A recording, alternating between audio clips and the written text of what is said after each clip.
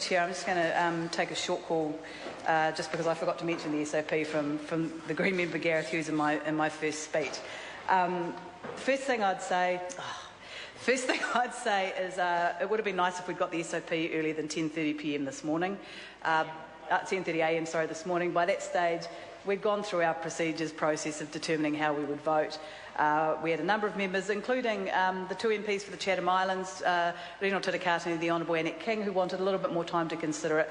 We certainly think that there is a lot of merit in some of the concerns that have been raised. It's an issue that's been raised, I know, with Marianne Street before, but we didn't feel that we could vote for an SOP at such short notice when we hadn't given affected members of Parliament in our caucus, because part of the Chatham Rise is included in this protected area, the opportunity to hear both sides of the debate and to decide whether or not this SOP was actually going to deliver, number one, what the Green member Gareth Hughes intends it to deliver, and also that there weren't going to be any unintended consequences, because this is an area where there is significant scientific debate. It's very interesting, but I'm very, very sorry, but I'm afraid 5 or 6 hours notice of an SOP really isn't enough for us in the Labour Party to feel that we've given it due consideration and looked at the science around and the evidence around that matter. So it is an issue that we're going to continue to consider as a caucus and look forward to working with the Green Party further on that matter, but it's not an issue that we can vote for today. And I just want to also address a question that the member Gareth Hughes raised about deep-sea drilling, and I know that the Greens support a ban on deep-sea oil drilling, and the Labour Party position on this. And my first question when someone says to me, do you support a ban on deep-sea drilling, is what do you define as deep-sea? I've sat through many select committees on many technical bills, many environmental bills, and I don't want to sit in a select committee for 6 months arguing down to the nanometre what constitutes deep sea and what doesn't, only to then have enormous reviews about how it was measured, especially when I think it would be difficult around the science to pick where deep sea begins and shallow sea ends. What I want to see and what Labour wants to see is a robust regime throughout the entire marine environment, because depth is very much a risk factor. It is very much something that does need to be taken into consideration, and conventional wisdom says the further out you go, the deeper you get, the more risky, and that needs to be considered. And the exclusive economic zone legislation that we're amending today is not adequate to provide that robust risk assessment analysis. It is not. It is woefully inadequate. So what we want to see is a regime that is consistent right throughout our marine environment, that considers all the variables that are taken into account when carrying out a risk assessment. In some cases, yes, depth is going to be the overriding risk factor. In other cases, it may not be. And I would hate for a focus on one risk factor to be to the detriment of others, because there may be other things such as seismic activity, ecological sensitivity, a whole range of issues that occur in shallow water as well that need to be taken into account, and that under this legislation, the exclusive economic zone legislation, are not adequately being taken into account. So Labour supports a robust regime with environmental protection as the bottom line, no matter how deep the water is. No matter how deep the water is. There may be some projects in shallow water that shouldn't go ahead because of the risk assessment around that. But at the moment, the problem we have is we don't have confidence in that risk assessment process. We don't have confidence in the EPA, who do not have an investigative capability, and yet who, under the amendment being raised in Part 2 today, are now going to be the sole deciders of whether or not a marine consent for exploratory drilling goes ahead. The sole deciders, because they are not going to have the benefit of a submission process that exists in the current EEZ legislation, a submission process that was promised by the previous Energy Minister Phil Heatley would remain in the legislation. That process is now gone. So all that information and the benefit of that information that comes from experts, from interested individuals, from NGO groups, from industry, that's now going to be non-notified. So that's not going to happen.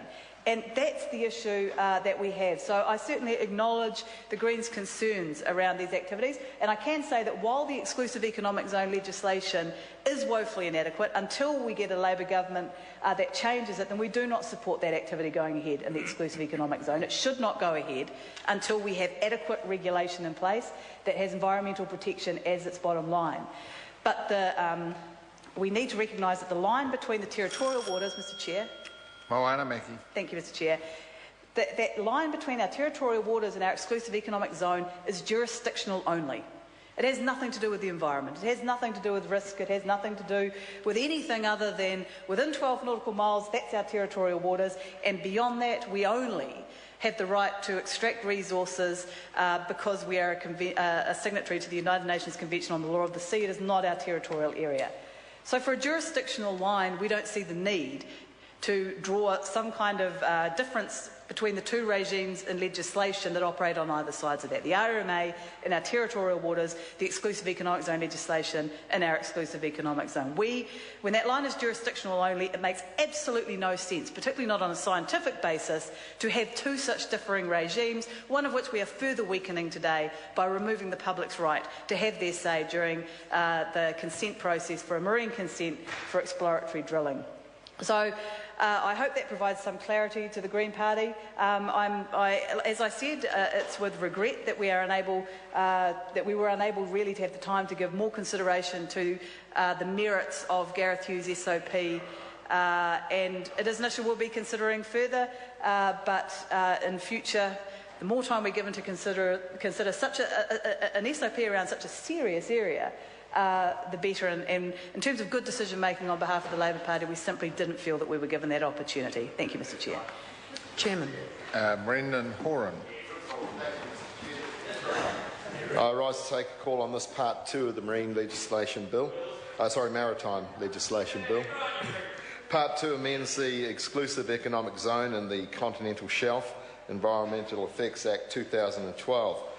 And, sir, as I observed in the debate on Part 1 of the bill, for the initial stages of its progress through the House, the bill was not too controversial. There was unanimous support for the first reading. In the debate at the time, however, I took a call and I said that the support I voiced was with some reservations. And in Part 2, we have an SOP from the Minister with amendments, an SOP released in August, well after the Select Committee reported. The amendments in SOP 347, sir, have two significant problems. The first is the provisions for emergency dumping, and that is emergency dumping of waste at sea in the exclusive economic zone beyond the continental shelf. The second is the proposal to create a fourth category of activity, the category of non-notified activities. So, let's talk about, or briefly peruse some of these. Emergency dumping of waste, or actually so-called dumping of waste. What is emergency dumping of waste? And what could that waste be? What might it entail? Could it be fish? Could it be radioactive material? Sir, there is nothing so permanent as a temporary provision of a brief emergency.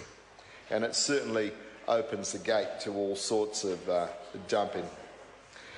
So with these provisions, National are opening up our oceans to dumping.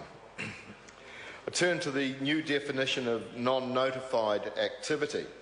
Up till now, the exclusive economic zone, Mr Chair, has had three types of activity within that legislation. That is permitted, which is things that can be done, prohibited, which are things that cannot be done, and discretionary, which are things that can be done in some circumstances. But now this government is bringing in, at the last minute, a fourth category, the non-notified activity. And, sir, in Supplementary Order Paper 347, we learn that this is to be a discretionary activity which will not, and I repeat that, not be publicly notified. So this has a certain stench about it. And to fully understand, we have to consider the Minister's consultation document, which reveals that only one category of activity is to be non-notified, and that is the activity of exploratory offshore drilling. So, sir, one immediately thinks of disgusting, despicable backyard deals that this government is so proud of doing. And even at the moment, sir, with regards to the Rena and the small hapu from Motiti Island that are fighting for the complete removal of the wreck of the Rena, off Astrolabe Reef. This government has done a dirty backyard deal that if the Mōtiti Hapu fail in getting the Rena off the rock, they get $10.4 million. This government has done a backyard deal against the people of New Zealand. And there's Mr Williamson. Where was he? He was watching a test, I think, when the Rena grounded. Too lazy to get down there and get the oil off the Rena. No, but he's very happy to stand over there and make comments and throw comments at me. Unbelievable. Sir, what this government is doing is giving corporations a rubber stamp. Come over, get a rubber stamp, come to our oceans, our moana, obtain the rubber stamp off the National Party and not be subject to any public consultation or input. And, I mean, what idiot in New Zealand would drill in 1,500 to 3,000 metres of water, sir, when, what's our rapid oil response unit? 3 8-metre aluminium dinghies. 3 8-metre aluminium dinghies. But this government is completely willing to put our entire coastline at risk for a few dollars. And it's interesting, I mean, you know, we saw on TV the Prime Minister going to church when he's openly stated that he's an atheist. And it's interesting that the Pope came out just yesterday and said how government's love of money is destroying families. And that is what's happening in New Zealand, sir. This government's grubby love of money. A point of order. Sir, Point of order. The member should stick to the bill, Mr Chair. Yeah, the member has strayed beyond part 2, but his time has expired. Mr Chair. Marion Street. Mr Chair. Honourable Marion Street. Thank you very much, Mr Chairman. I rise to speak to part 2 of the marine legislation bill. And I want to do two things. First of all, I want to reiterate some of the points that my colleague Moana Maki was talking about earlier in response to